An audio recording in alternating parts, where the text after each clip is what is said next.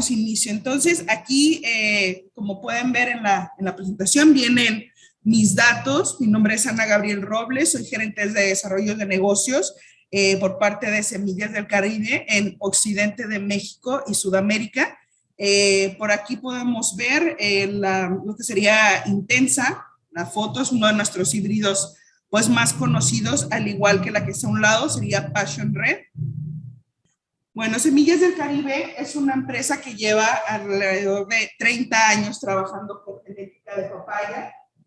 Y aparte, bueno, ya esta larga trayectoria en trabajo con genética, ya estamos alrededor de 25 países en todo el mundo, ¿no? Los principales materiales que estamos manejando sería Passion Red e Intensa, como muchos de ustedes ya conocen. También tenemos ahí algunos otros materiales que incluyen Sweet Sense, Juve y Silhouette, que serían de nuestra categoría Baby, que aproximadamente son frutos de entre 500, actualmente son frutos desde 500 hasta 800 gramos. Perdón, es que aquí... Bueno, les voy a comenzar hablando un poquito de Intensa, aunque ya muchos la conocen. Habrá algunas personas que estén aquí presentes y no. Bueno, esta fruta es de categoría formosa, eso quiere decir que tiene tamaño de mediano a grande. La densidad recomendada de siembra sería alrededor de 1,785 plantas aproximadamente, con un marco de siembra de 1.6 entre planta y planta y 3.5 entre surco y surco o calle y calle.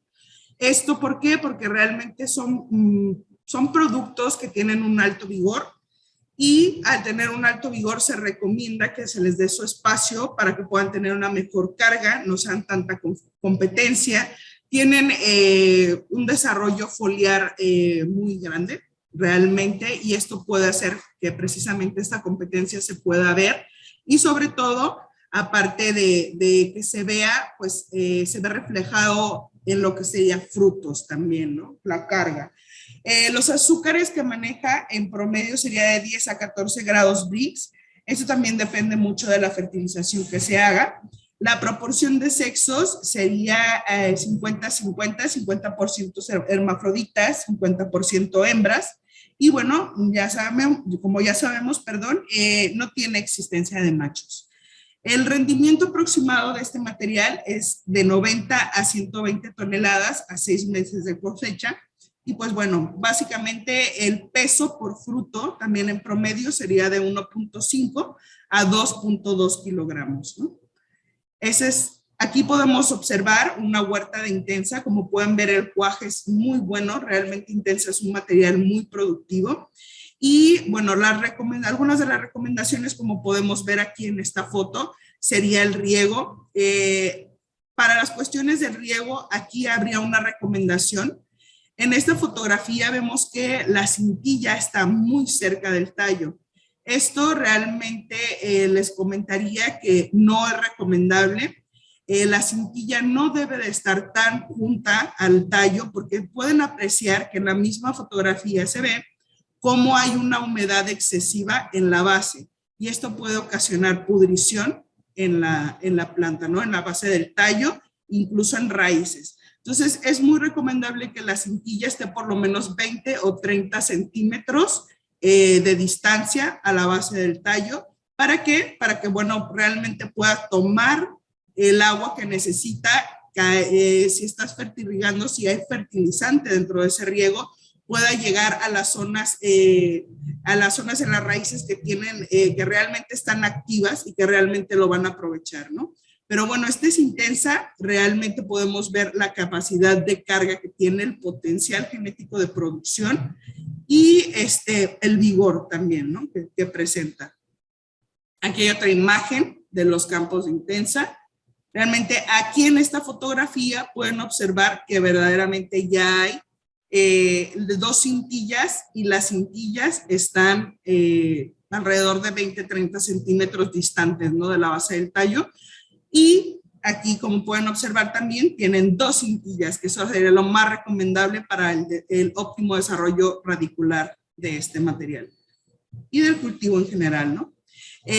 Bueno, el otro material del que les voy a hablar, que también afortunadamente ya muchos conocen y es muy, muy, muy bueno, es una de nuestras estrellas en Semillas del Caribe, es Passion Red.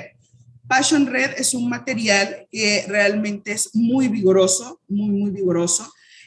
También el peso promedio de fruta o la fruta es de alto calibre, de gran tamaño, puede ir desde 3.2 hasta 3.5 promedio. Sin embargo, podemos ver frutos arriba de estos gramajes, pues realmente. Más o menos se podría decir, por aquí dice 2.5, 2.5, y esto es verdaderamente cuando ya la planta ha avanzado en su ciclo productivo, ¿no? Al inicio podemos ver frutos más grandes, siempre va a haber un banco, el primer banco de Passion Red es de frutos más grandes, y después de cierto tiempo de producción puede llegar a estabilizarse hasta a lo mejor 2.5 kilos, ¿no? Es por eso que aquí aparecen estos dos pesos. Y bueno, densidad recomendada realmente también sería aproximadamente la misma. Puede ser desde 1.5 metros entre planta y planta hasta 1.8. Realmente ha habido lugares, bueno, hay lugares donde la siembran hasta 2 metros de entre planta y planta. Y pues realmente lo recomendado como mínimo entre surco y surco, calle y calle, serían 3.5 metros, que dependerá de que realmente si estás mecanizando tu cultivo o no. Si tú estás utilizando maquinaria y esta maquinaria requiere que a lo mejor tus calles sean de 4, 4.5, 5 metros, ya sería cuestión a tu manejo.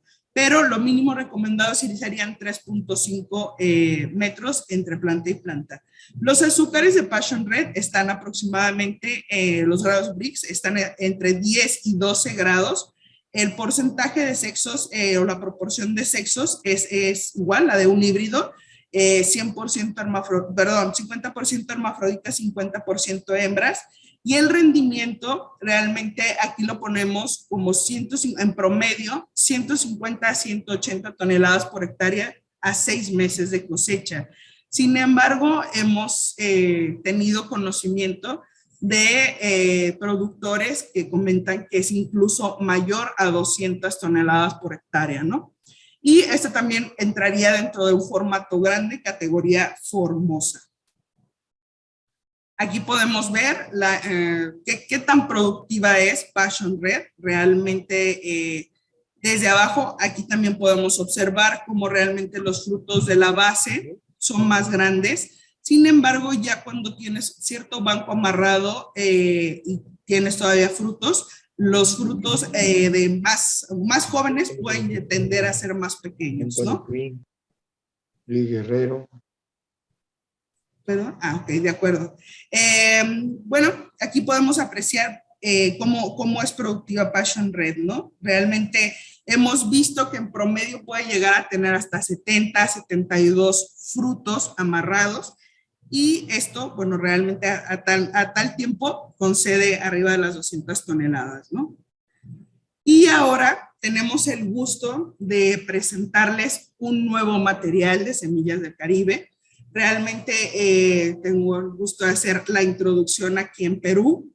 Este material se llama Flavia, y Flavia es un material de pulpa amarilla.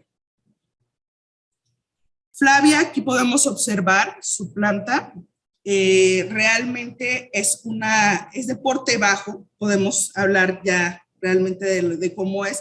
Son tallos gruesos, porte bajo, alta productividad, realmente una muy, muy alta productividad. Podemos ver aquí que tiene de 198 toneladas por hectárea aproximadamente a 9 meses, como el rendimiento promedio. La altura de la planta puede llegar hasta los 2 metros, 2 metros y algo. El banco de fruta puede tener un promedio de 62 frutas aproximadamente por planta.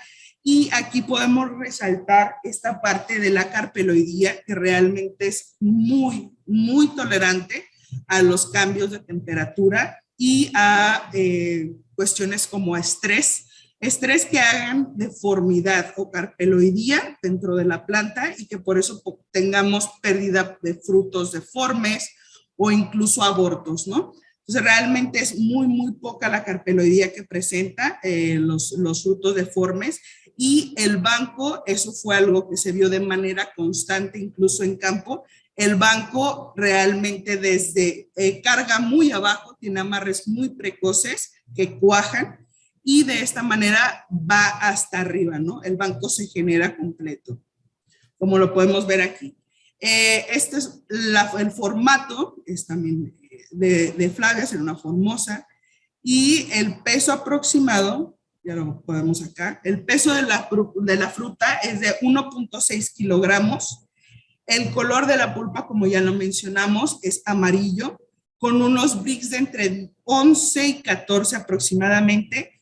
Y una de las cosas que tenemos que resaltar también de este material es el hecho de la vida de anaquel y la firmeza que tiene. Realmente este material es un material muy longevo, que tiene alta tolerancia a algunas enfermedades, principalmente antracnosis, y que puede llegar a tener una vida de anaquel de hasta 3 semanas. Y en muchos casos nos han comentado que hasta 4, ¿no?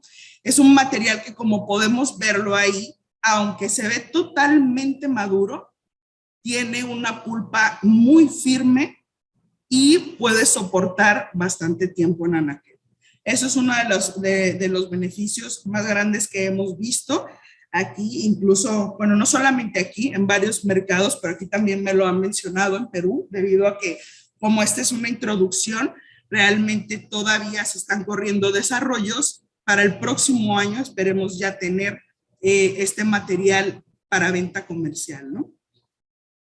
De las fortalezas observadas aquí en el mercado peruano, que nos han mencionado mucho, técnicos de A&B Seeds, que realmente nos están ayudando con estos desarrollos y nos proporcionaron muchísima, muy buena información, y que al momento de contrastarla nosotros con la de investigación y desarrollo, realmente dio las fortalezas que nosotros creemos, sería la tolerancia a exceso, de agua y a sequía.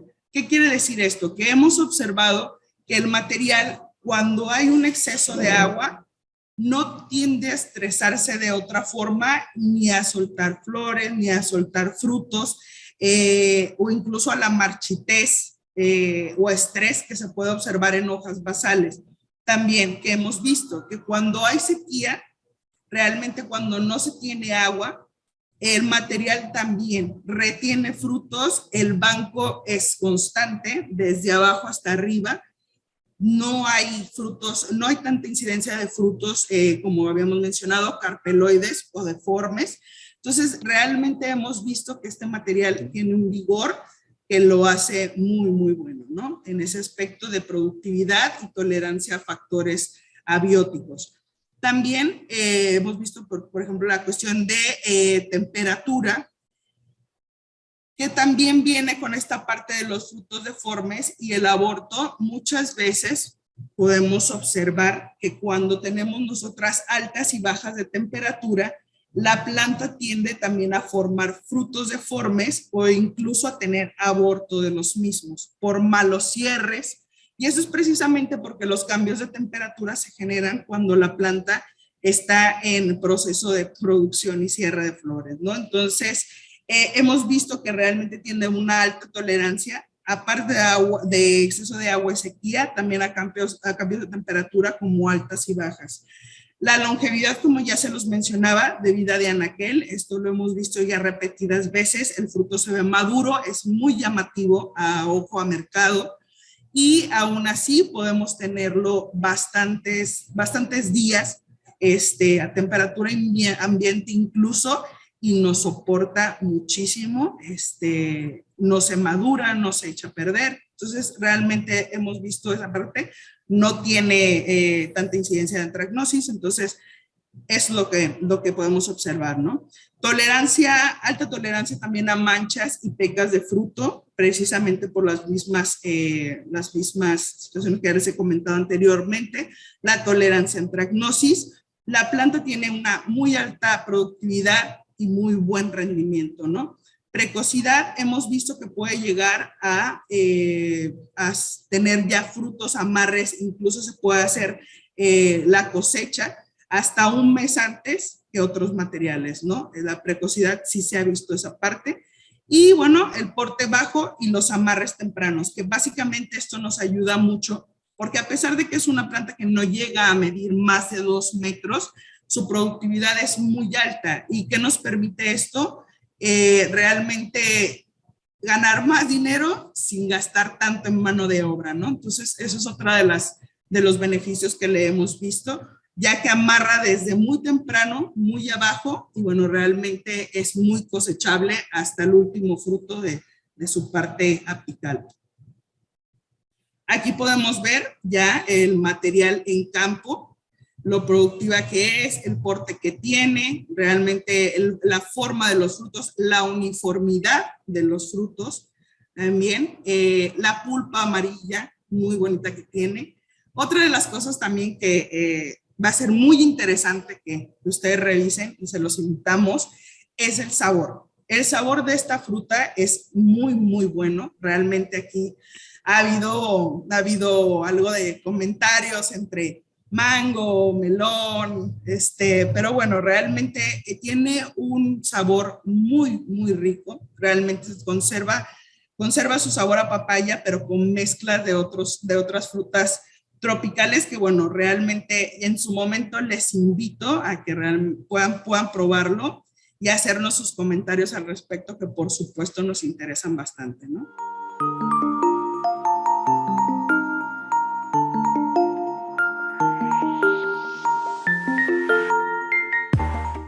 Y bueno, ya entrando al tema de manejo, recomendaciones de fertilización, en esta parte les puedo pasar una tabla que el equipo de Semillas del Caribe creó, ¿no?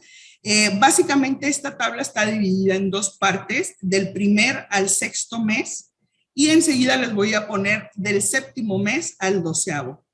Esto ¿cómo lo hicimos o por qué lo hicimos? Con la finalidad de darles más o menos los requerimientos que podría tener como base su cultivo desde el primer mes, desde trasplante hasta el año del mismo, ¿no? Esto quiere decir 4, 5 meses después de cosecha. Precisamente, bueno, antes lo manejábamos hasta los 8 y decíamos, puedes seguir fertilizando de los 8 hasta que termines tu ciclo de producción, ¿no? Sin embargo, consideramos bueno ver qué requerimientos tenían realmente en cada uno de esos meses hasta el año del cultivo, ¿no? Aquí recomendamos básicamente, como les digo, de manera general, y sabemos que esto no es una receta, tiene muchísimo que ver con lo que serían sus análisis de agua, análisis de suelo. Realmente necesitan tener esta parte para poder ustedes contrastar y para poder corroborar que realmente les puedan aportar lo que la planta necesita, ¿no?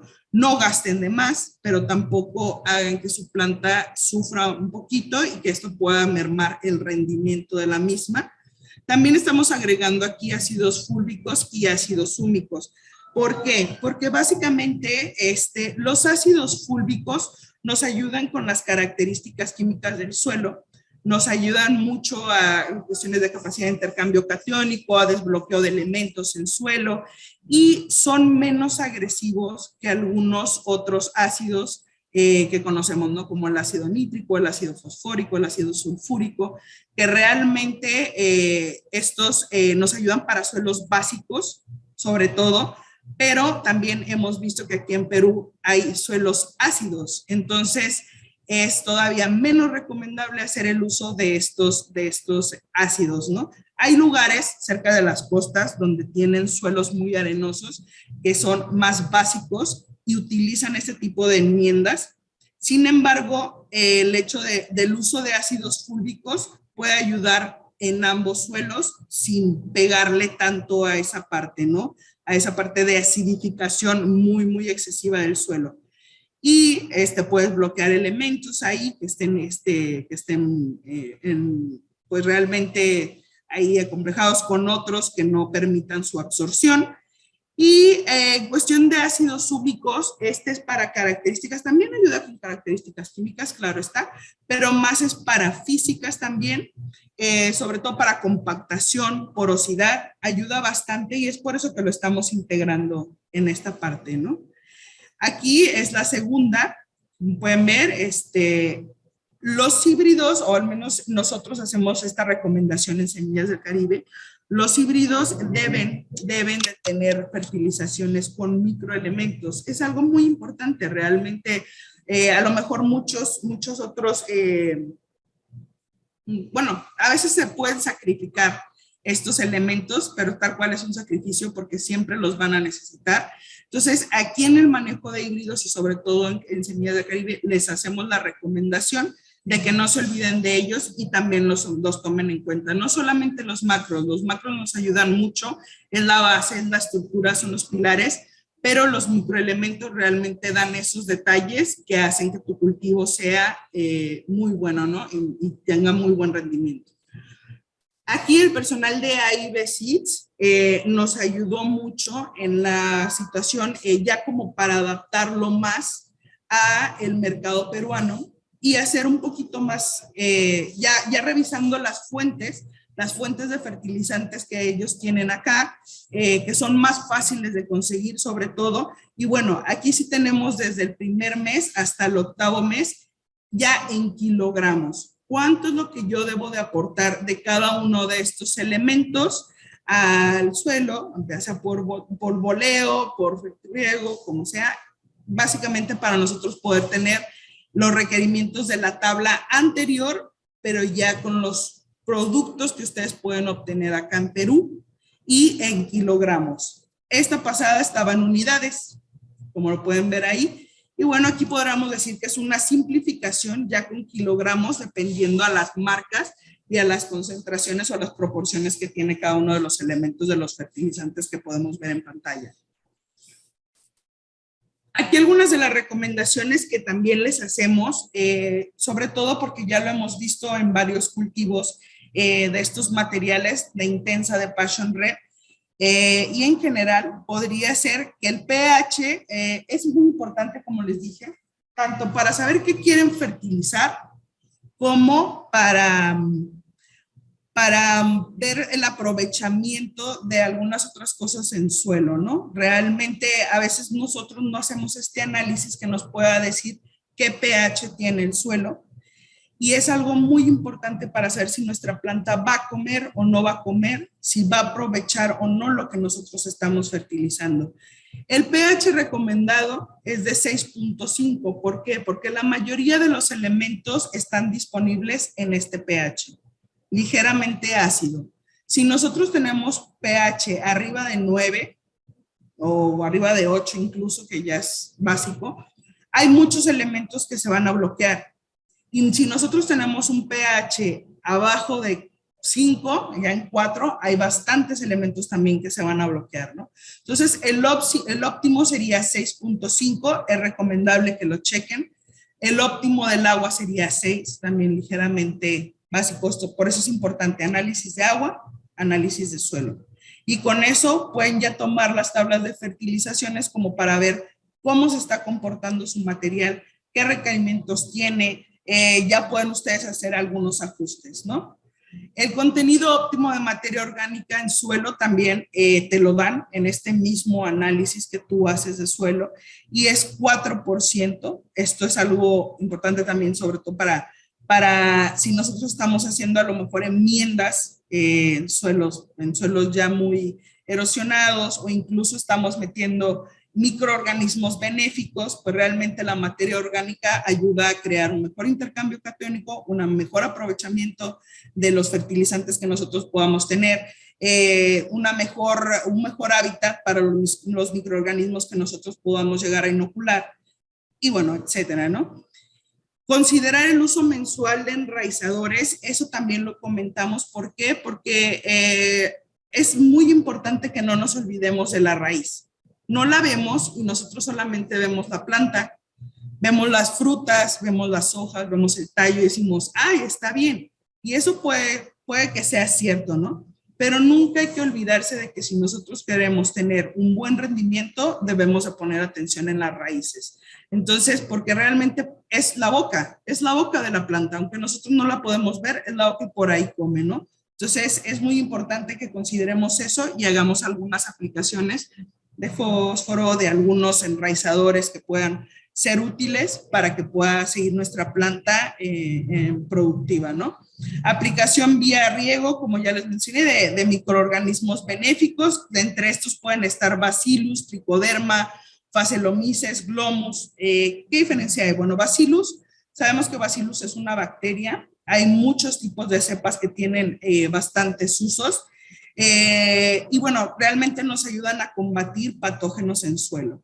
Si nosotros tenemos, no sé, algún tipo de hongo, algún tipo de nemátodo, básicamente las bacterias crecen muy rápido y nos ayudan a generar presión se podría decir, por crecimiento, dentro de competencia y crecimiento poblacional dentro de la rizósfera, ¿no?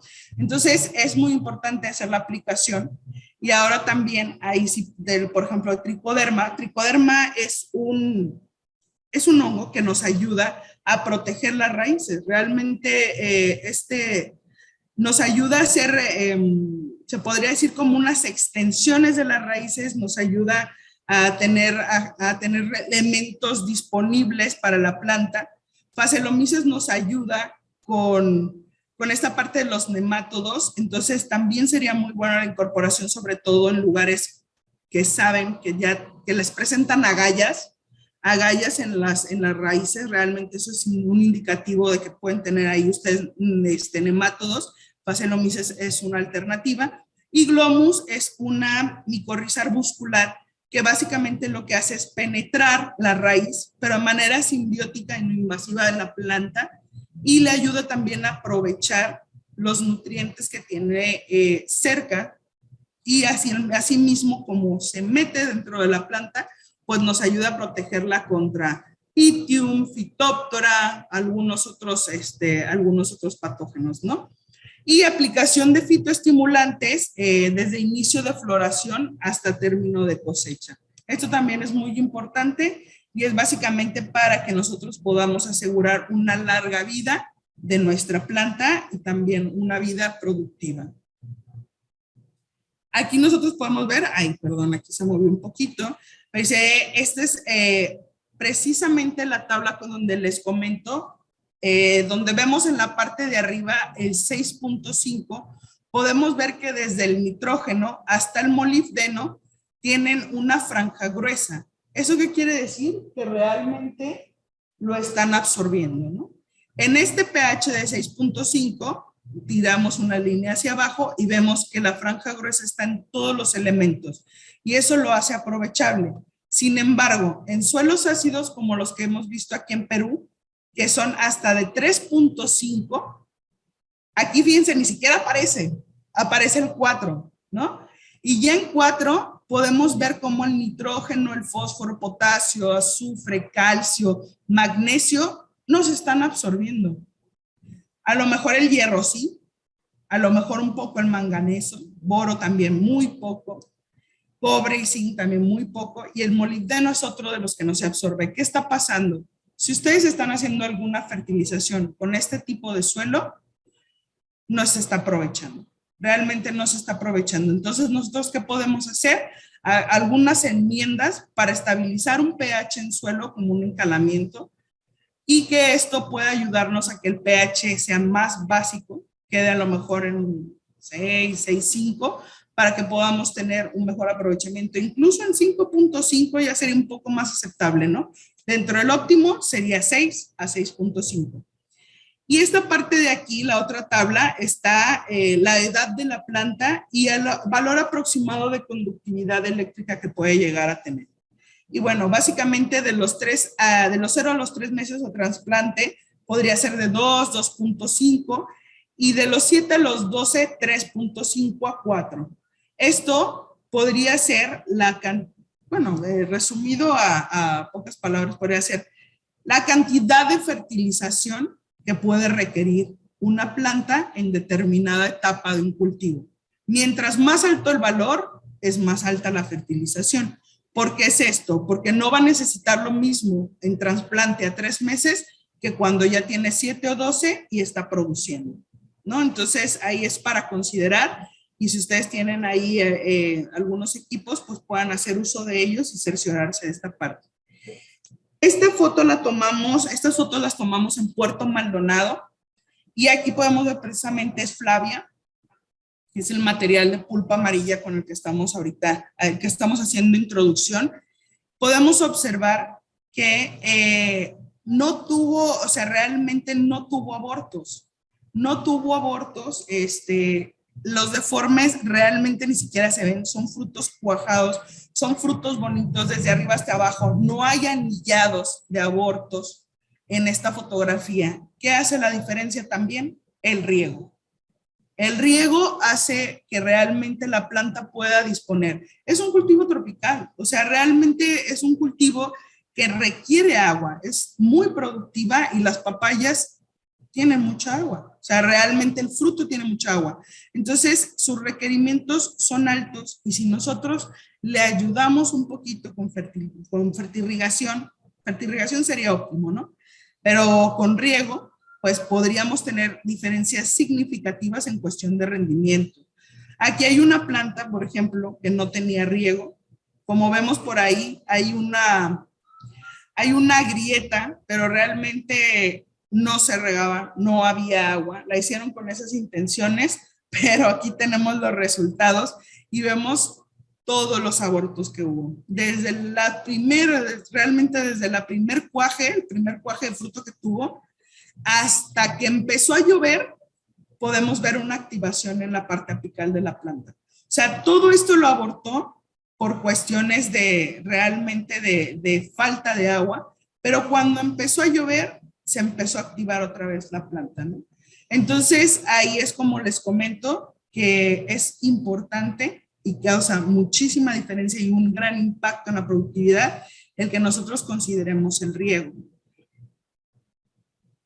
Bueno, aquí en esta parte también me gustaría agregar que muchas veces nosotros podemos pensar que el riego es un gasto. Sin embargo, pues yo los invito a que lo veamos como una inversión. ¿Por qué? Porque realmente lo que nosotros aquí yo veo y en muchos otros lugares que se ponen 10, 20 hectáreas, pero estas hectáreas realmente no se están atendiendo de la forma en la que se podría tener una mayor eficiencia, una mayor productividad. Hay materiales ahorita, por ejemplo, Semilla del Caribe cuenta con Intensa, con Passion Red, con Flavia, con híbridos que realmente tienen muchísimo potencial y que si tú les pones riego, por ejemplo, a lo mejor una hectárea te puede hacerlo de 3. ¿Por qué? Porque realmente su amarre, su productividad son muy, muy altos. Y con una hectárea de riego, a lo mejor ustedes pueden tener un fruto o frutos constantes o cargas constantes dentro de la planta con muy buenos promedios de fruta. La mano de obra que a lo mejor van a estar ustedes empleando para 20 hectáreas o para 10 hectáreas o para 5 hectáreas, en una se puede tener un mejor manejo. Realmente es una invitación a hacer una superficie más eficiente. Es verdaderamente, se podría decir, más redituable a veces tener superficies más pequeñas que nosotros podamos controlar y asegurar un mejor manejo que va a resultar en una mejor productividad, una mayor productividad, a veces tener mucha superficie que no sea tan redituable o tan productiva, ¿no? Entonces, eso es una parte. Les invitaría a que realmente piensen esta parte del riego, para que lo consideren, lo prueben. Realmente yo les recomiendo que lo prueben y van a ver la diferencia. Van a ver totalmente la diferencia porque es un cultivo que cuando tú le metes agua y aparte sin esa agua le metes también fertilización, te va a dejar. Y bueno, pasando a las plagas y enfermedades del cultivo, Pusimos aquí las más importantes y nos vamos con Coleto tricum, que aquí le llaman ojo de pollo, ojo de gallina o ojo de gallo. Y bueno, antracnosis es una enfermedad que realmente es importantísima en este cultivo. ¿Por qué? Porque afecta post cosecha, afecta el mercado, afecta cuestiones ya que realmente vida de anaquel, venta, todo este tipo de cosas. Esta es una enfermedad que llega a dañar los frutos de esta manera que podemos apreciar y ya no son comerciales. Este tipo de frutos, así sobre todo como el que tenemos aquí en la esquina inferior izquierda, son frutos de campos que se fumigaron muy poco. O sea, realmente el manejo fue muy precario. ¿Y qué pasa? A veces puedes llegar a ver contenedores enteros o camiones enteros con este tipo de problemática, ¿no?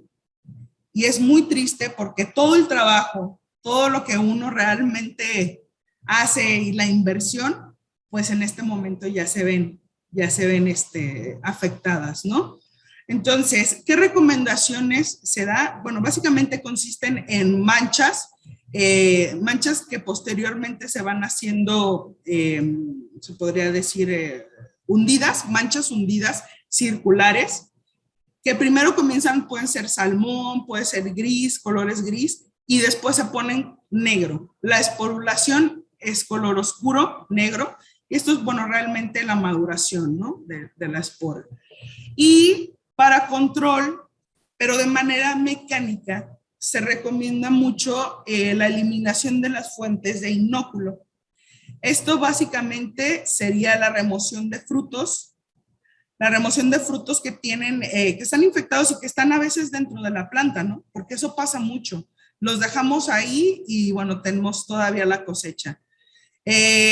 Hojas también, incluso a veces vemos manchas en los peciolos, vemos manchas, puntos negros y manchas romboides, color negro.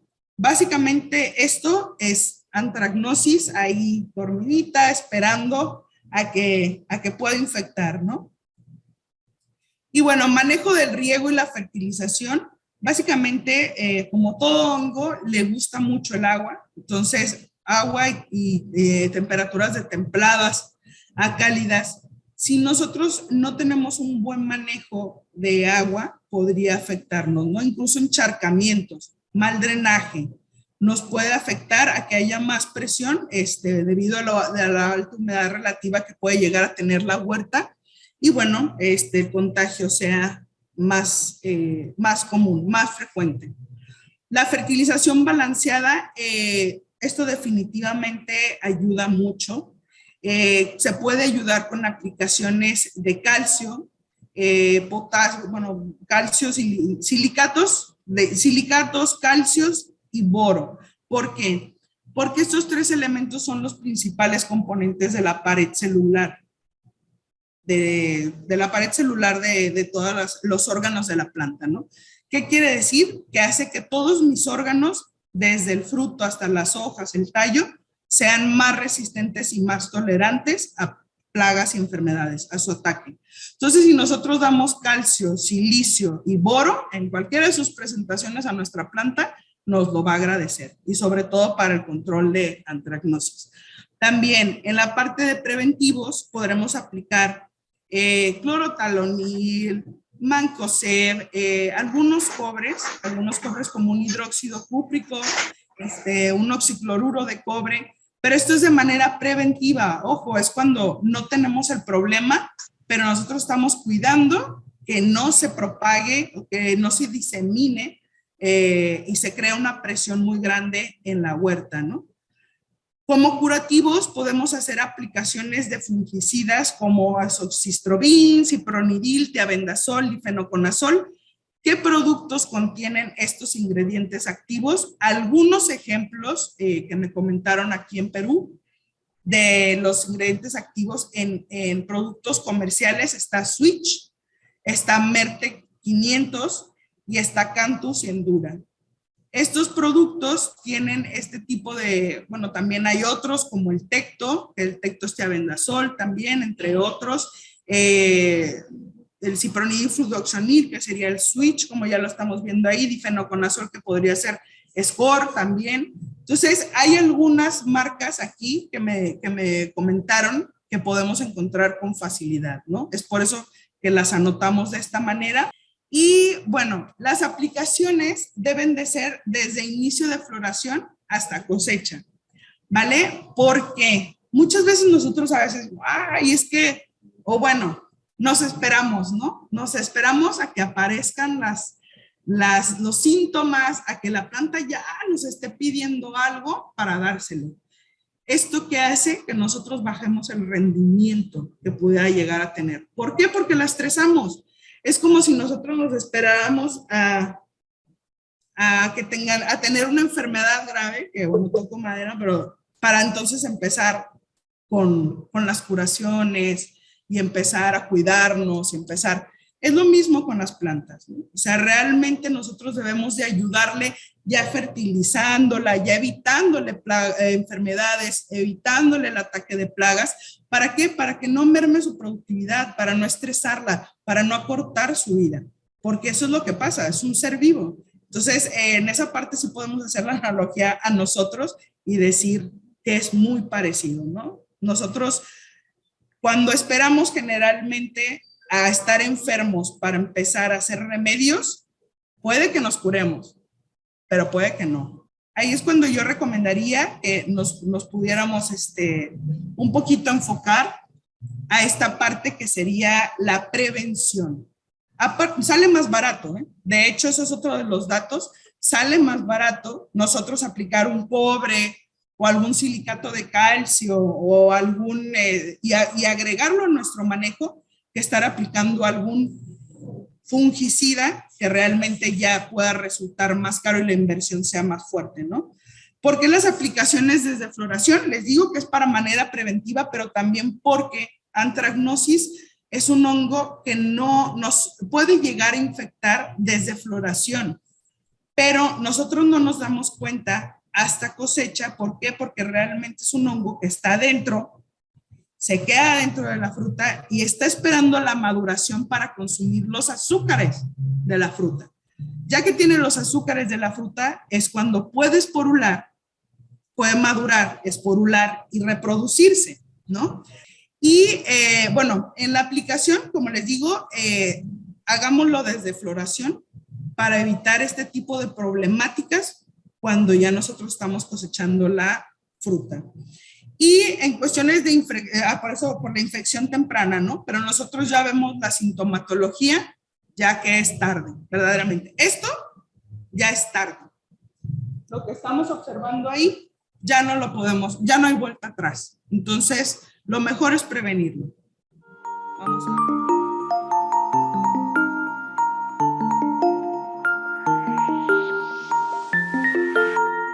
Vamos a darle con la siguiente. Aquí está. Fitoplasma. ¿Qué fitoplasma? Me parece que es al que llaman cogollero. Aquí, ya está. Fitoplasma es al que llaman cogollero. Y bueno, realmente ha estado ocurriendo bastante por acá. La sintomatología es muy amplia. Realmente hay muchos fitoplasmas diferentes que pueden causar sintomatologías también diferentes, ¿no? ¿Como cuáles? Amarillamiento y enrojecimiento general de las hojas. Podría ser uno especialmente en hojas jóvenes. Ojo, por eso es que le llaman cogollero. La mayoría de los síntomas se producen en la parte apical de la planta, en el cogollo, ¿no? La reducción de la lámina foliar, como podemos ver ahí, a veces se puede confundir con virosis también. La virosis es la que ustedes llaman pata de rana. Entonces, ¿qué nos puede ayudar a diferenciarla? Más adelantito lo vamos a ver, pero voy a estar nombrando un poquito de los síntomas, ¿no? El acortamiento de entrenudo, eso lo podemos ver en la foto que dice B. Ahí vemos cómo los entrenudos están prácticamente formando un racimo y no tienen casi nada de espacio uno entre otro, ¿no? La lámina, básicamente todos los pecíolos están amontonados y eso pues realmente es un síntoma. Las manchas aceitosas, realmente esto en las manchas aceitosas, esto se presenta más en virosis. La pérdida de dominancia apical o necrosis del tejido vascular, esto sí, ¿por qué? Porque el fitoplasma es un patógeno que vive en el floema está confinado al floema de la planta y esto que es como la vena de las plantas, ¿no? La vena de la papaya. Entonces ella vive en las venas y lo tapa como si fuera colesterol, para hacer algunas analogías ahí que sea más fácil de comprender. Entonces, esto es básicamente lo que hacen los fitoplasmas y por eso causan muerte en las plantas descendente. O sea, se puede empezar en el cogollo, en la parte apical, y conforme va taponeando, hay momento en el que ya no fluye la savia hasta arriba, ya no hay movilidad de nutrientes y entonces es ahí cuando la planta necrosa y muere, ¿no? Declinamiento general de la planta, pues básicamente sería eso. Aquí lo podemos ver, aquí podemos observar cómo hay esta muerte apical. En la otra fotografía está el acortamiento de entrenudos, lo podemos ver aquí perfecto. El acortamiento de entrenudos, ven cómo están todos los pecíolos así juntos, realmente no hay tanto espacio entre uno y otro. ¿Qué es lo que nosotros podemos hacer para prevenir fitoplasmas? Hay un vector y ese vector lo tenemos acá, las chicharritas. Si nosotros queremos tener una menor incidencia de fitoplasmas en nuestra huerta, tenemos que hacer un manejo de insectos, manejo de chicharritas, de chupadores con insecticidas. Esto ayuda a reducir la incidencia de esta enfermedad en las plantas. Aparte de esto, también podemos nosotros, como ya les había mencionado, hacer algunas aplicaciones o integrar en su programa de manejo los silicatos. En la etapa vegetativa, un silicato de calcio les puede ayudar mucho por el silicio y el calcio a endurecer los órganos de la planta. Y en la etapa generativa, que ya es cuando está produciendo flores y frutos, puede ser un silicato de potasio. La aplicación de boro es necesaria desde todas las etapas porque el boro nos ayuda con muchísimas funciones, desde floración, cuaje de frutos, endurecimiento de la pared celular o fortalecimiento de la pared celular, muchas cosas, ¿no? Entonces, estos elementos los deben de integrar de preferencia sí o sí a su programa de manejo. Esto hará silicatos, pueden hacer más duros y menos atractivos los órganos para todos estos insectos que realmente son chupadores o masticadores, ¿no? ¿Qué productos comerciales me comunicaron aquí que existen en Perú? Está el Reyen, el Confidor, el Rescate, el Llanero, el Engeo. Estos son insecticidas para control de chicharrita. ¿Por qué los pongo separados? Porque también hay algo que es muy importante. Está rotando ingredientes activos. Eso es muy, muy importante. Por ejemplo, Confidor, Rescate y Llanero están en la misma línea separados por una diagonal, porque pertenecen al mismo grupo activo, al mismo grupo químico. ¿Y qué pasa? Es como cuando tú te tomas a lo mejor mucha de una medicina. Ya después no te hace nada, ¿no? O tomas mucho café, un ejemplo, ¿no?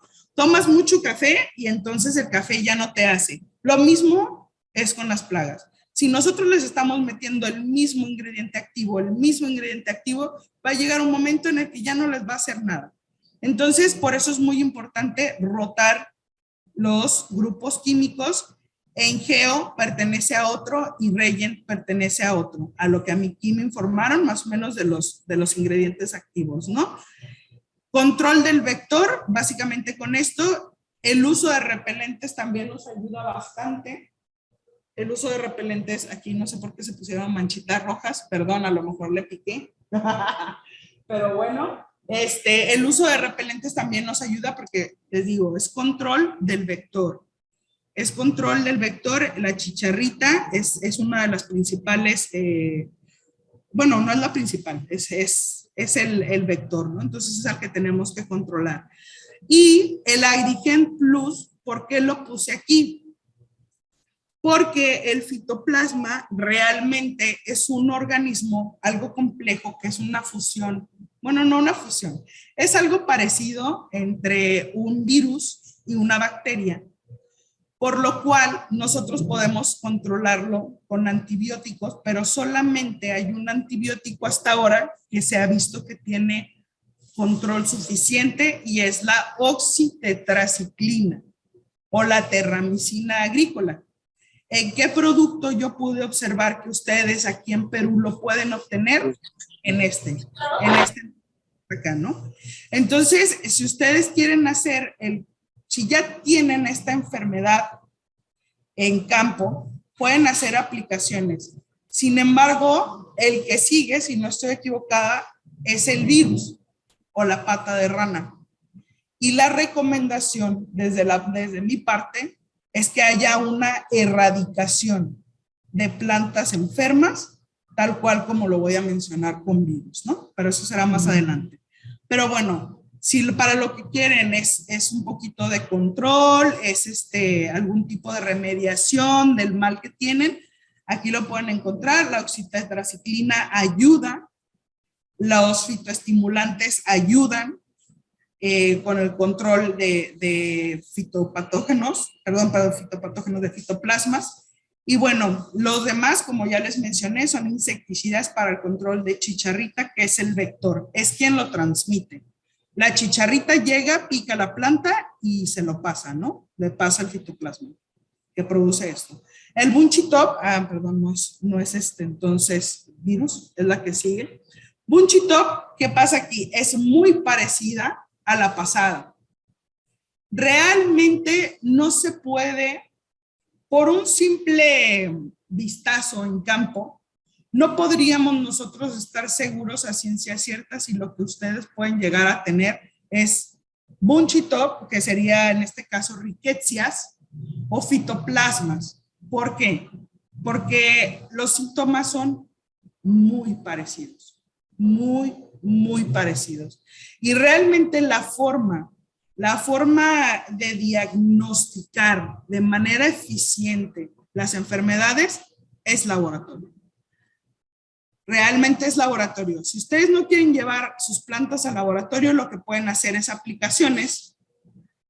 Y en este caso también el Agrigen les puede ayudar, que precisamente tiene oxitetraciclina, pero también, ¿qué más tiene? Gentamicina. Entonces, en caso de ser una rickettsia, puede ayudarles, y en caso de ser un fitoplasma, también puede ayudarles. Una por la gentamicina, sería en el caso de rickettsia, y la otra por la oxitetraciclina, que sería en el caso del fitoplasma, ¿no? Aquí, bueno, el uso de cobres, sulfato de cobres, casumín, que bueno, en este caso sería casumín, es casugamicina, otro antibiótico. Fosfetilaluminio también ayuda mucho para el control de esta enfermedad. Y bueno, en el caso de prevención serían aplicaciones de estos productos dirigidas al cogollo. Y como les mencionaba, tanto de Bunchy Top, o sea, tanto de riquecias como de cogollero y como pata de rana, realmente estos son enfermedades que se recomienda la erradicación de plantas. Aquí está, ya llegamos a papaya ring spot virus, que es PRCB o mancha anular de la papaya, que es el que ustedes llaman cogollero. ¿Sí? ¿Estoy bien? ¿Estoy con lo correcto? Perfecto. Cogollero. Este virus es el más importante hasta ahora que se ha visto. Hay otro, pero afortunadamente hasta ahorita no hay reportes de que ustedes lo tengan y espero no lo tengan, que es Meleira. Melera también es un virus muy, muy, muy malo en papaya, pero afortunadamente aquí en Perú no hemos visto, no se nos han presentado problemáticas de Melera. Y papaya esto se podría decir que es generalista, ¿no? En todos lados está, en todos lados causa un problema. Es un potivirus y bueno, está considerado, como ya les mencioné, junto con antracnosis, las mayores amenazas de este cultivo. Lo bueno de esto es que realmente es un virus no persistente. ¿Qué quiere decir esto? Que cuando también es transmitido por un vector, este vector son los pulgones, hasta ahorita son los únicos que están registrados y aceptados como vector para papaya, para el virus anular de la papaya. Y quiere decir que no, bueno, no persistente es realmente que una vez lo puede transmitir y no se reproduce el virus dentro de él como para que lo esté pasando a una y a otra planta, ¿no? Eso quiere decir que lo tiene en la boca, en la mandíbula, va, muerde, pica, lo que sea, y ahí lo deja. O sea, contagia una sola vez. Pero ya si se va a otra, ya limpió su estilete, ya no tiene ningún problema y entonces ya no hay tanto peligro, ¿no? Hay otros que son los persistentes, que todo el tiempo como les digo, llegan, se meten dentro del insecto, están reproduciéndose dentro de él y durante la vida del insecto, pues puede ir por ahí contagiando plantas, ¿no? También puede transmitirse de manera mecánica. ¿Qué quiere decir esto? Que si yo estoy haciendo un deshoje y por algo le paso el machete a una de las plantas y esta planta tiene virus y luego agarro y ese mismo machete lo utilizo con otra planta que está sana, probablemente pueda infectarlo, ¿no? Esto quiere decir que es transmisión mecánica y pasa con este virus. Por eso es muy importante también que tengan cuidado con cómo manipulan su cultivo. Cuando ustedes pueden erradicar este tipo de plantas, generalmente es una persona la que va, se mete al campo, tumba única y exclusivamente estas plantas enfermas y no utiliza ese machete para nada más, para evitar precisamente, como les digo, el contagio de plantas sanas. Y bueno, las variantes hay dos. Hay una que está en cucurbitáceas, que les recomiendo mucho y en base a experiencias. No sandías. No sé si acá se pongan sandías, ¿sí? No sandías junto con papayas. ¿Por qué? Porque realmente son hospederos muy importantes. Varias cucurbitáceas son hospederos muy importantes de PRCB. Y nosotros cuando las ponemos a un lado, pues generalmente podemos tener una muchísima mayor incidencia. ¿Qué también pasa con este cultivo? Bueno, ahorita les voy a comentar un poquito más adelante, vienen las diapositivas. ¿Cuáles son los síntomas? Como los podemos ver aquí, empieza en la parte del cogollo, generalmente hay un enrosetamiento o un enchinamiento de las hojas del cogollo. Y bueno, también podemos apreciar mosaicos. ¿Qué son los mosaicos? Son manchas. Dentro de estas mismas hojas que están dañadas, podemos ver partes más claras, partes más oscuras. Y esto realmente también es un indicativo, ¿no?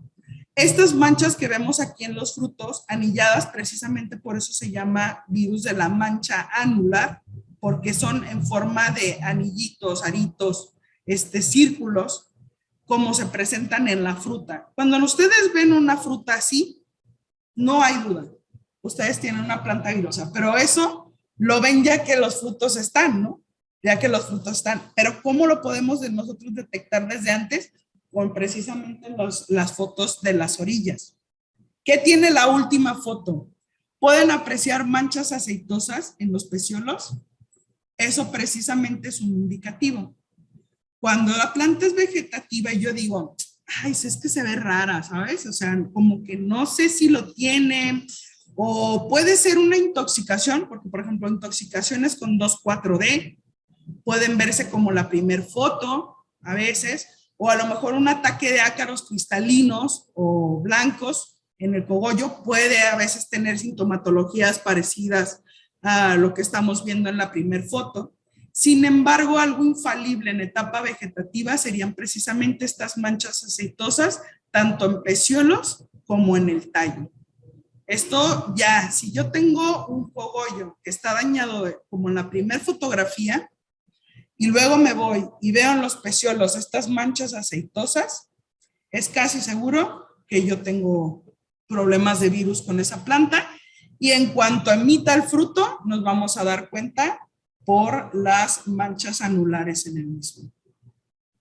Que es muy importante comentarles también de virus.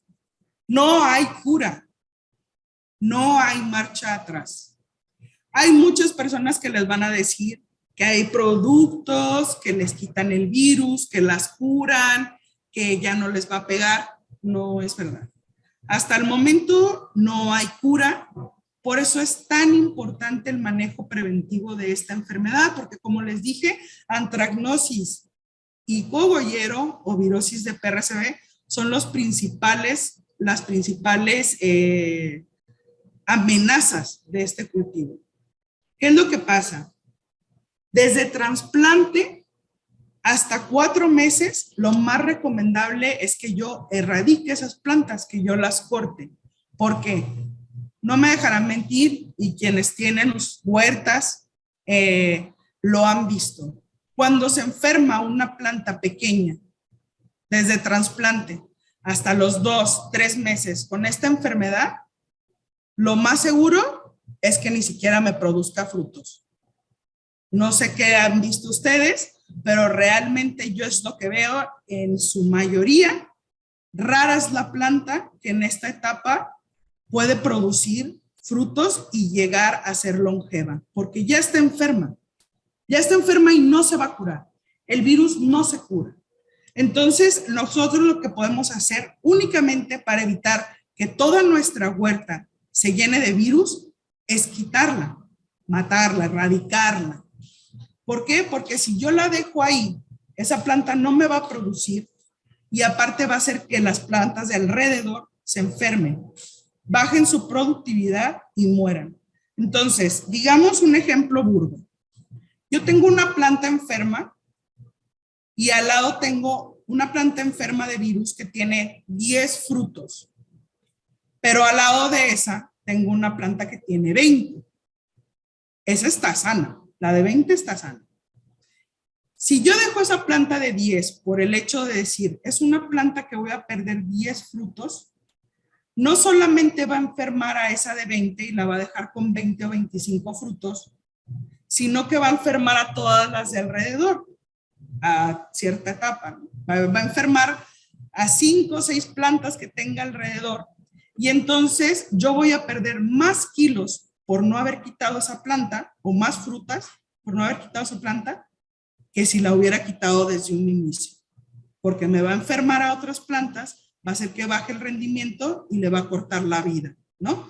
Entonces es muy importante, a veces cuesta trabajo y muchos dicen, pues es que no la quiero quitar porque pues son 10 frutos, pero esos 10 frutos realmente te van a costar lo que a lo mejor te podrán costar 50, 60, 100, dependiendo del número de plantas que se propaguen, ¿no? Porque ya cuando empieza la virosis, se esparce en toda tu huerta como si fuera fuego. Entonces, es muy importante saber eso, es muy importante saber que para que ustedes puedan hacer que quizá una planta que ya tenga virus sea productiva, tienen que invertirlo en fertilización y en fitoestimulantes. Pero es una inversión que realmente, quién sabe si vaya a ser rentable, porque como les digo, nunca va a volver a ser sana. Esa planta nunca va a volver a ser sana y nunca les va a producir igual, ¿no? Entonces, es importante que lo consideren. ¿Y qué es lo que nosotros podemos hacer para control de virus? Preventivo. Ojo, preventivo, ¿no? Porque ya, cuando ya la planta está enferma, como ya les dije, ni cómo darle para atrás. Eliminar cultivos terminando la cosecha. ¿Qué he visto mucho? Que cuando ya terminan de cosechar, dejan las plantas y la huerta abandonada. Si ustedes se fijan, ya estas huertas viejas están llenas de virus. ¿Y qué es lo que hacen? Aumentar la presión de esta enfermedad en zonas, a tal forma de que pueden llegar a esparcirse en toda una zona y al ratito a lo mejor hacer hasta todo un municipio en el cual sea difícil cosechar o cultivar papaya, porque precisamente hay virus por donde sea. A veces hasta tienen que mudar de municipios, me ha tocado ver eso. Productores se mudan de municipios, se van lejos de donde empezaron alguna vez por el hecho de que esta enfermedad ya no tiene control y está totalmente distribuida dentro de zonas territoriales, ¿no? Ok, entonces, ¿nosotros qué debemos de hacer? Eliminar nuestras huertas en términos de cosecha. Si nosotros queremos tomar este negocio de la papaya y queremos seguir sembrando y que sea cómodo para nosotros, túmbenlas, de verdad túmbenlas. Esto hace que la incidencia de virus baje muchísimo, porque no tienen la presión y el inóculo y la fuente de infección ahí a un lado. No siembren sus huertas a un lado de huertas maduras, de huertas avanzadas. ¿Por qué? Porque si ustedes a lo mejor no se ven, si tuvieran la suerte esa huerta que ya tenga a lo mejor un año, de no verse tan mal en cuestión de virosis, es porque quizá el virus ya les pegó de grandes y no tienen a lo mejor tanta sintomatología, pero la enfermedad ahí está, latente, el patógeno está latente. Si ustedes ponen una huerta a un lado, jovencita, tiernita, en cuestión de nada se les va a envirusar, en cuestión de nada, ¿no? Entonces eso, eliminar cultivos aledaños en términos de cosecha y no poner su nueva huerta junto a huertas viejas. Eso es muy importante.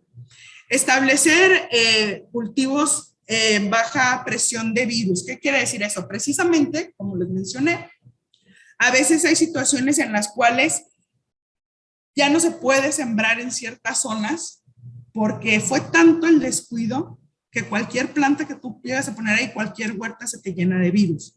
Entonces, a veces hay zonas que no están con tanta presión de virus, pero que es importante que si ustedes se van a mudar a una zona, ejemplo, algún lugar aledaño aquí, donde casi no se siembre papaya, pero ustedes puedan saber que se puede sembrar y puede el cultivo ser bueno, están empezando desde cero. Hagan las cosas bien. Tumben sus huertas, tengan un buen manejo y eso les permitirá que ustedes tengan menor incidencia de virus y no tengan que estarse mudando, no tengan que estar migrando, ¿no? Aprovechar el lugar donde están y tener buenas prácticas, es importante. Eliminación de malezas que presentan mosaicos. Estas malezas que están aquí en la parte de abajo, como pueden ver, estas son las manchitas que les mencioné, que se les llaman mosaicos. Manchas amarillas, verdes, así como si los hubieran salpicado. Eso es un indicativo de que es hospedero de algún tipo de virus. Y en muchos casos, pues el virus de la papaya, ¿verdad? Cuando lo tenemos ahí cerca de la huerta o abajo de la papaya, pues puede ser que tenga IPRCB y si nosotros no desmalezamos, el bichito que se pare aquí y luego se para en nuestra papaya le puede transmitir la enfermedad. Por eso es importante también tenerlo.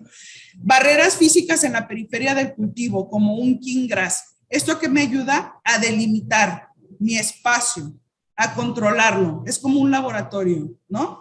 Yo puedo controlar qué tanta asepsia, qué tan limpio está un lugar si yo tengo algo construido, ¿no? Si yo le pongo una barrera al exterior, puedo filtrar un poquito y controlar qué es lo que pasa en mi huerta. Así lo mismo, si yo pongo en la periferia algún tipo de planta que me ayude a delimitar, a aislar un poquito mi huerta, puedo ayudar a prevenir más el contagio de enfermedades, incluso la migración y el ataque de plagas, ¿no? Entonces es importante las barreras físicas, que pueden ser un king grass, caña, muchos ponen también el neem, varias cosas, ¿no? Se pueden, bugamilia, muchísimas cosas se pueden poner y solamente está en el hecho de que sea más fácil para ti, con que sea más fácil delimitarlo.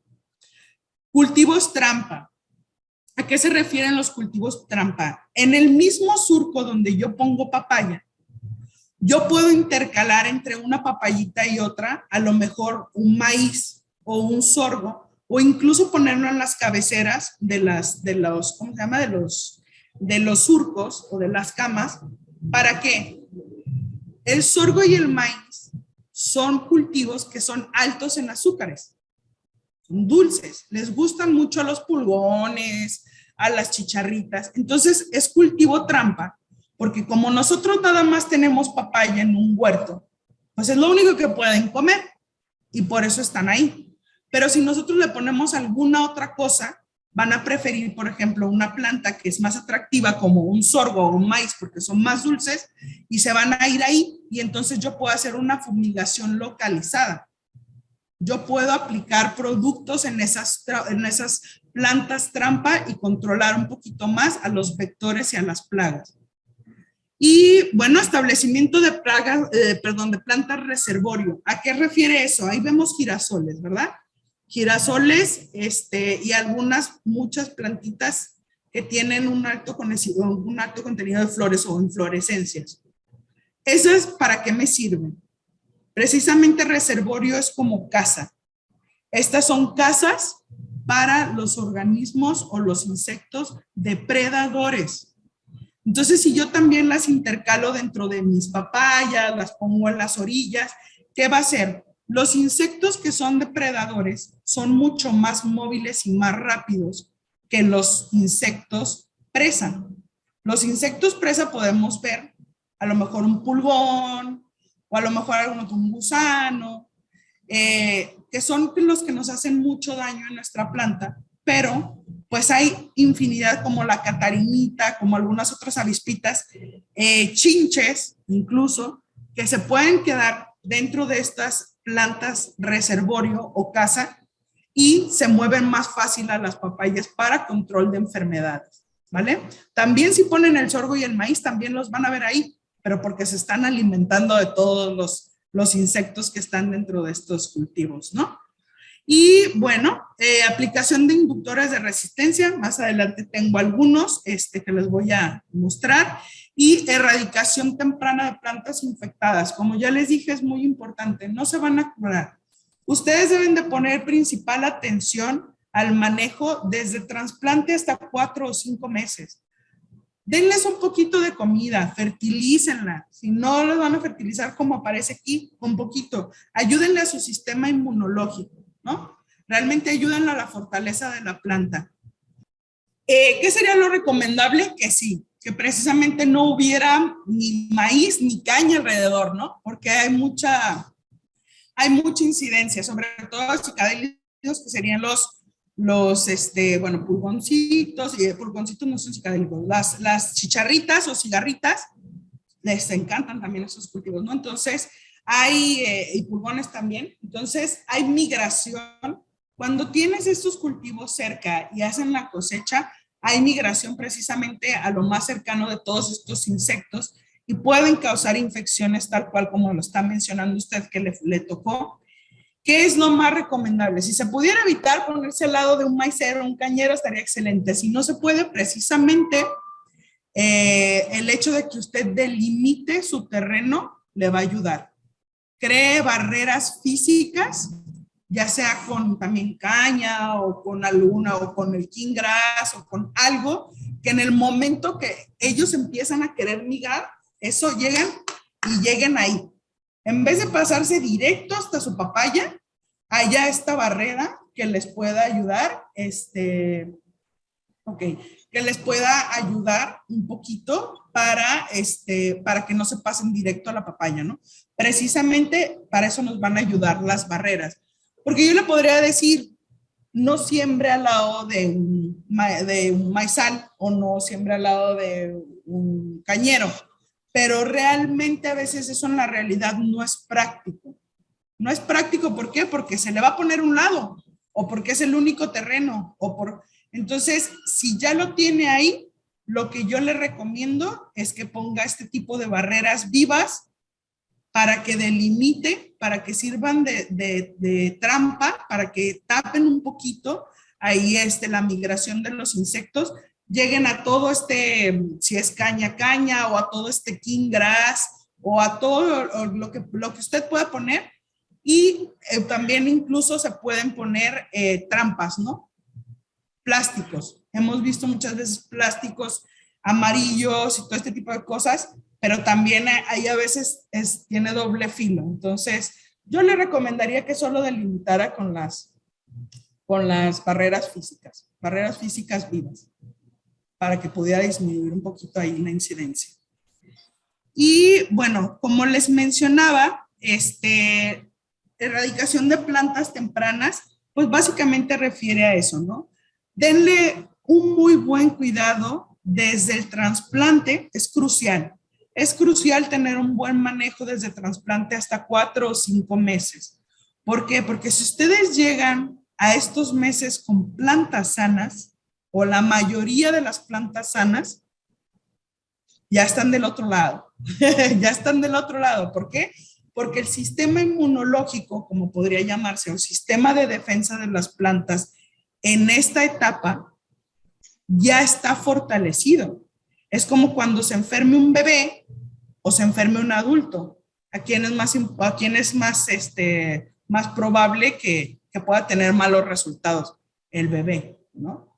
Entonces es lo mismo. O sea, realmente ustedes aquí lo que deben de cuidar es esta parte desde trasplante hasta 4 o 5 meses, llevarlos la mayor cantidad de plantas en un estado sano, fertilizadas, si se puede regadas, que realmente la fertilización, la fitoestimulación con algunos productos como aminoácidos, como microalgas, todo ese tipo de cosas, lo que hacen es ayudarla a ser más fuerte, a tener mayores defensas, a ser más productiva, ¿no? Entonces, si tú la llevas en esta etapa de esa manera, lo va a agradecer la planta. ¿Y cómo te lo va a agradecer? Con productividad. Entonces, sí es importante. Sí, diga. Bueno, el señor comenta que últimamente ha sido mucha mayor y más grave la incidencia de enfermedades, ¿no? Y que ha sido más agresivo que otros años, que realmente es muy común ver que ya no se puede producir de la misma forma o las plantas se enferman. Y bueno, él pregunta que si es más fácil o que si la solución a este tipo de situación pudiera ser el uso de plásticos, o sea, una agricultura protegida, quizá dentro de invernaderos o mallas, ¿no? Que él lo vio, me parece, en Hungría, ¿comentó, señor? Ok, que lo vio en Hungría. Yo le podría decir que hay lugares en los cuales se puede hacer producción. Claro, hay lugares en los cuales se puede hacer producción en casamayas o mallas sombras o invernaderos. En este tipo de agricultura protegida con papaya, sí lo hay. Sí lo hay. Sin embargo, que es muy importante, el clima. En la mayoría de los lugares en los cuales se aplica agricultura protegida es porque tienen heladas o tienen algún otro tipo de situaciones que no les permiten sembrar a campo abierto. Muchas de ellas no son principalmente las enfermedades, sino más bien las condiciones abióticas, el clima, poder ser las temperaturas, la humedad, todo ese tipo de situaciones. Entonces, ¿qué es lo que hacen? Como precisamente les dije, al momento de ustedes aislar o crear algún tipo de laboratorio de producción, como podría ser una malla sombra o un invernadero, ustedes pueden controlar infinidad de factores, muchísimos factores, desde temperatura, qué humedad hay, mayor control de plagas, qué se asperja, cómo se asperja. Entonces, sí puede ayudar bastante. Entonces, sí podría ser la agricultura protegida. Sin embargo, hay lugares como, por ejemplo, de baja humedad relativa y de altas temperaturas, donde dentro de casamaya o dentro de invernadero, si tú no tienes las condiciones o la tecnología, pues se te pueden achicharrar tus plantas adentro, ¿no? Se te puedan quemar realmente o deshidratar. Entonces, es importante evaluar qué es más fácil. Si ustedes ya tienen las condiciones, para hacer cultivo campo abierto, simplemente es cuidar un poquito más, hacer más aplicaciones, llevar un programa de fitosanitario, de insecticidas, fungicidas y plaguicidas de una manera más ordenada, poner sus barreras y le sale incluso hasta más económico, ¿no? Quizá. Entonces, pues bueno, eso sería como la respuesta.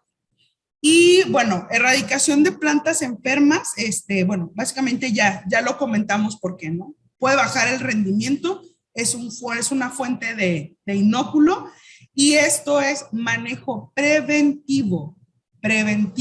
Virus no se cura, virus ya no hay marcha atrás.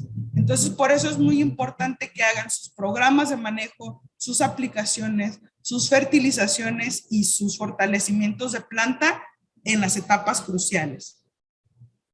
¿Qué inductores de resistencia podemos encontrar en el mercado? ¿Y para qué sirven? ¿No? Eso es algo muy, muy importante. ¿Qué inductores de resistencia existen? Las fitoalexinas, el quitosano, el ácido salicílico, el acibenzolar S-metil, los fosfitos y los aminoácidos son algunos de los productos, bueno, más bien compuestos que nos pueden ayudar muchísimo con el fortalecimiento de la resistencia o de las defensas de la planta. Es muy, muy importante. ¿De qué manera nos pueden ayudar? En un momentito les voy a decir algunos de los que vimos que aquí había en Perú. Para que sea más fácil, digo, y no estén... Bueno, en lo que lo encuentro, ¿para qué nos ayudan los inductores de resistencia? Como les digo, es un fortalecedor de las defensas de la planta. Nos ayudan a ser más tolerante, a las plantas a ser más tolerante ante sequía, ante inundaciones, ante plagas, ante enfermedades, ante mucho calor, ante mucho frío. Incluso ayuda a que la planta no se estrese tanto y produzca menos frutos deformes y tenga menos abortos, entre otras cosas más. Realmente los inductores de resistencia nos ayudan en mucha forma a darle un empujoncito. Son como las vitaminas que como de tómate tu vitamina C, tómate tu vitamina B12, tómate tu ginseng, tómate todos estos inductores de resistencia, es básicamente esa su función. Nos ayudan a que la planta pueda ser más resistente ante todo tipo de estrés y amenaza externa, ¿vale? Y pueda tener una mejor reacción ante estas adversidades. Entonces, esos son las funciones que les recomiendo. Por lo menos alguno de estos productos, aplíquenlo, tómenlo, métanlo dentro de su programa de manejo del cultivo. Dentro de su programa de manejo del cultivo, por ejemplo, los fosfitos, hablando de usos, ¿no? Los fosfitos, ¿a qué nos ayudan? Los fosfitos, aparte de aportarnos fósforo, nos ayudan a, precisamente como inductores de resistencia, a fortalecer un poquito la planta y nos ayudan también como cromicidas ante Pythium y ante Phytophthora. Si yo lo aplico al suelo, ¿cómo es que le llaman, perdón, a Phytophthora y a Pythium? ¿Frío, hielo? ¿Hielo y rancha? Ok. Los fosfitos les ayudan precisamente para esa enfermedad. Los fosfitos yo los recomiendo en el suelo cuando está lloviendo. Cuando en temporada de lluvias a mí me puede ayudar. ¿Por qué? Porque precisamente la rancha o el hielo es una enfermedad que la podemos observar muchísimo precisamente en temporal de lluvias porque se mueve. Tiene como la forma de un espermatozoide, este patógeno. Tiene un flagelo y por medio del agua, de las inundaciones, se mueve y contagia plantas. Entonces, los fosfitos, cuando yo los aplico al suelo, me ayudan a matar a este patógeno y a disminuir un poquito eso. El quitosano básicamente nos ayuda muchísimo con la estructura de la planta. El ácido salicílico nos ayuda a también fortalecer y ser menos propenso o reaccionar más a cuestiones de daños de hongos o insectos, ¿no? Y disminuye la incidencia precisamente de enfermedades de hongos en hojas. Y los aminoácidos, básicamente, los aminoácidos lo que nos ayudan son pequeñas partes que nos ayudan, la planta los toma y los acomoda donde ella más necesita. Le facilitamos el trabajo a la planta con estos, ¿no? Bueno, dentro de otras recomendaciones y aspectos a considerar de manera general para su cultivo, está el ciclo biológico de las plantas. El ciclo biológico de las plagas. ¿Por qué va enfocado todo esto hacia plagas y enfermedades? Pueden ver ahí precisamente que hay unas hojitas y que dentro de esas hojitas hay como unos parches o unas etiquetas de color morado o de color amarillo. Estas son tiras hidrosensibles.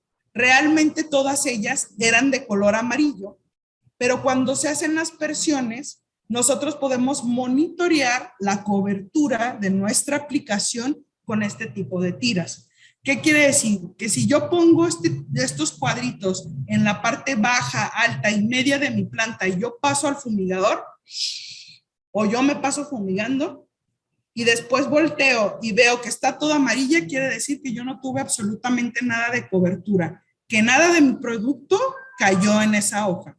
Si yo la veo morada, quiere decir que tuvo una cobertura adecuada y que el producto llegó a donde yo quería que llegara. ¿Por qué es tan importante la cobertura y que nosotros la monitoreemos? Porque si estamos aplicando algo, la mayoría de los productos que nosotros podemos encontrar en el mercado son de contacto.